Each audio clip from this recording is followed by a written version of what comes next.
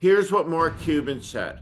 He would rather vote for Joe Biden on his deathbed than he would for Donald Trump. It's Tuesday, March the 5th. There are 245 days remaining until America picks its next commander-in-chief. Here is today's warning. And a quick reminder this morning. Remember, subscribe to the Warning YouTube channel. What is the mood of the American electorate? All of these questions will play out during the months ahead. But we start out at a place where it's important to recognize how discontented the American electorate is. Overwhelming percentages of the American people do not like, do not want, and incredibly do not yet fully believe that the choice is going to be President Biden versus former President Donald Trump. Tonight, the Super Tuesday results will make that fact clear. Both men are winning their party's nominations in historic fashion. Donald Trump is undefeated in any state.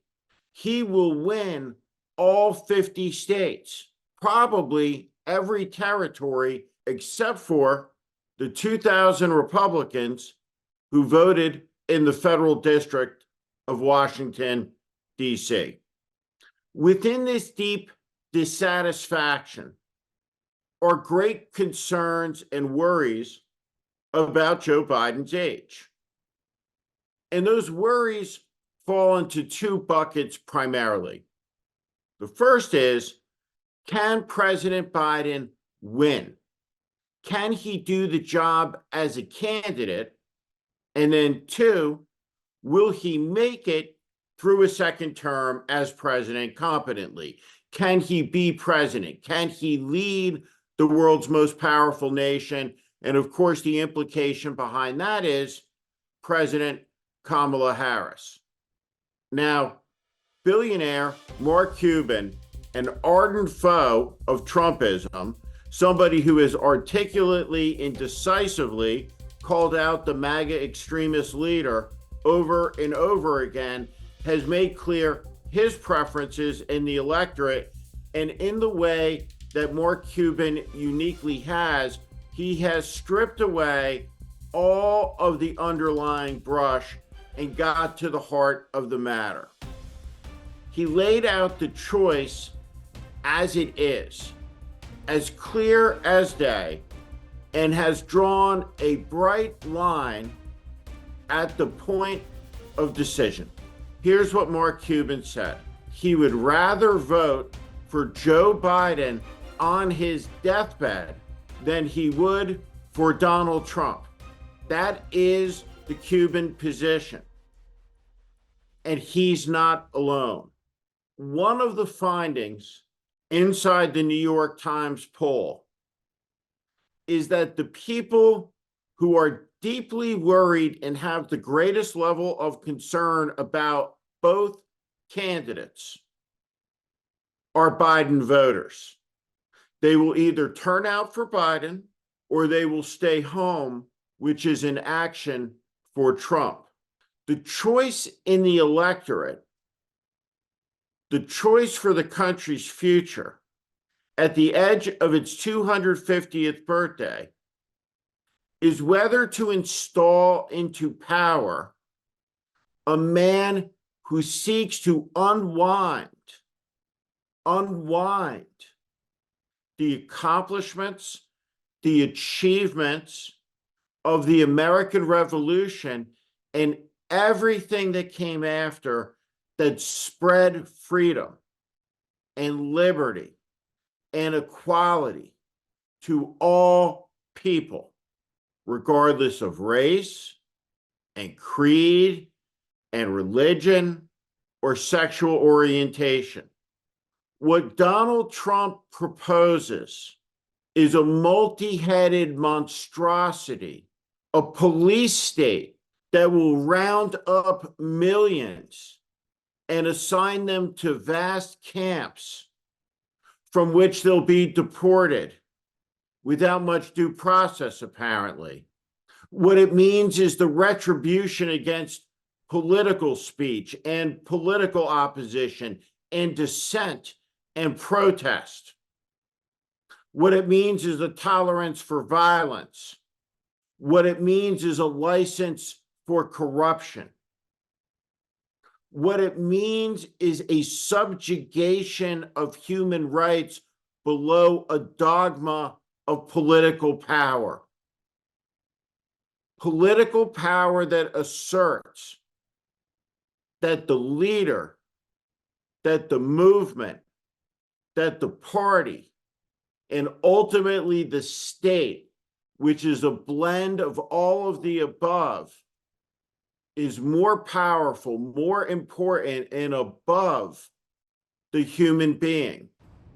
There's a name for this philosophy. It's called fascism, and it's what Donald Trump believes in. He is a fascist. The tension that is playing out in the Republican Party is the tension that always plays out at the tectonic plates where a fascist faction meets the vestigial conservative faction. This party is irreconcilable because the two factions cannot be squared if on the one side truly there are devotees to the ideas that founded the Republic. The notion that all men, and today all of us, are created equal, endowed by a creator with inalienable rights. The doctrine and dogmas of power that strong makes right do not fit within that system and can never be made to fit.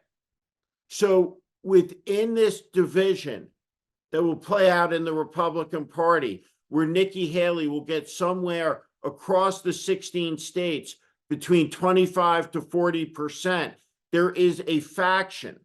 But what is it that they support?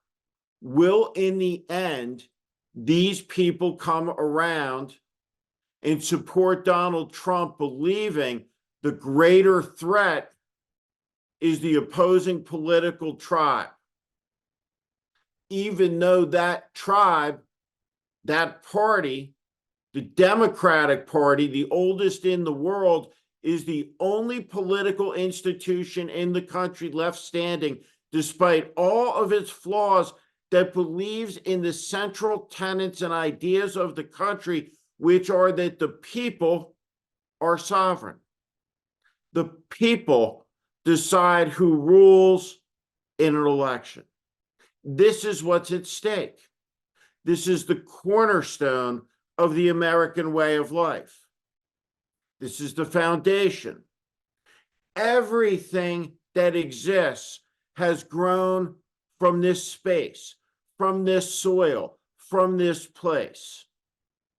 This is what is being poisoned by a national malevolence that holds, I want power and I'll take it regardless of any restraints, any restrictions. Because in the end, all that matters is me. And that is the foundation, the cornerstone of Trumpism, of American fascism, of the revanchist American First movement. This must be opposed, and it must be defeated by a vast coalition that unites not around Joe Biden's brilliance or excellence or around a belief in the man, but about something much bigger, much more important. at the edge of the country's 250th anniversary of independence. A belief in an idea and an ideal that has lit the world, a rekindling of it. It must be asserted and proclaimed broadly and loudly and proudly. We are Americans, and Americans should never, ever tolerate the disrespect to the ideas and the ideals and the sacrifices that have been made to bequeath the republic to us in freedom and liberty that are daily made by a miscreant like Donald Trump, a low man of low standing, accused criminally, convicted of sexual assault, the inciter of insurrection, the purveyor of lies against the outcome of an election that have poisoned faith, idealism, and belief in the greatest experiment in the history of human civilization. That man tonight will take a giant leap forward as the leader of the third oldest political party in the world that has metastasized into something profoundly different from what its founders believed it would be and was for a very long time. It isn't a great choice, but should the choice become the defense of an idea against a deep threat through a vote for a man that somebody feels may be diminished, it is the obvious and only choice. Because in the end, the other choice threatens the cornerstones, the foundations of the American way of life. This isn't an election about tax codes. This is an election about liberty and about power and about whether in America a president is an emperor, a king, or a Caesar. And the answer to that, and forevermore, must always be no. Thank you for listening to my political commentary. If you like what you heard today, please also consider subscribing to The Warning daily newsletter on Substack.